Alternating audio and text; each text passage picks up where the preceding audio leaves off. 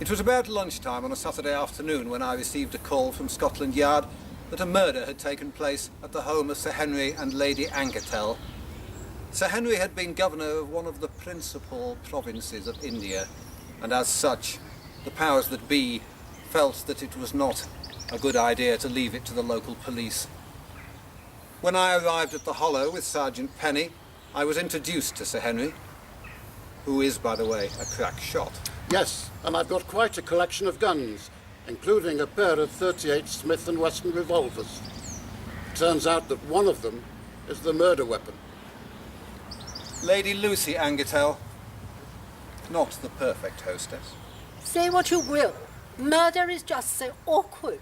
It really upsets the servants.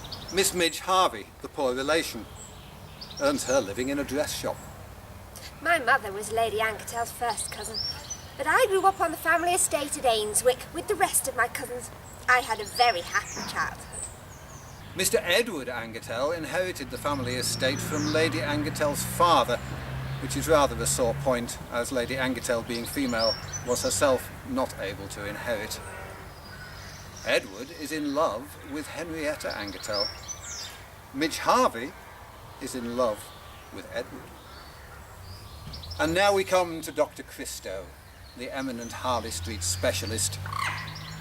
A brilliant man in his field, but a bit of a philanderer.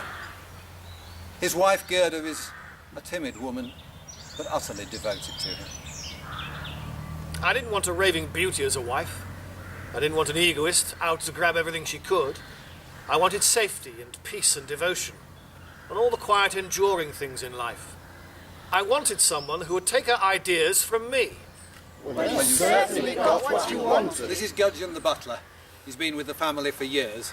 He's very fond of Lady Agatha, would do anything for her, and for Sir Henry, of course. Her ladyship is somewhat forgetful, not to say absent-minded, but in this house I see to it that everything possible is done to spare her ladyship trouble and annoyance. And the latest member of the household, Doris the housemaid, a very observant young lady. They say out there it's common to have anything to do with the police, but what I say is, let justice be done. That's the spirit, Miss my Veronica girl. Cray, the famous Hollywood film actress. I'm very fond of a good film. How very charming of you. I'm over in England to make a picture. I came over to the house last night to borrow some matches. The first person I saw when I walked in was John Christie.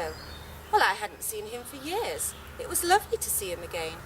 I invited him over to the cottage after dinner. We had a lovely talk about old times and old friends.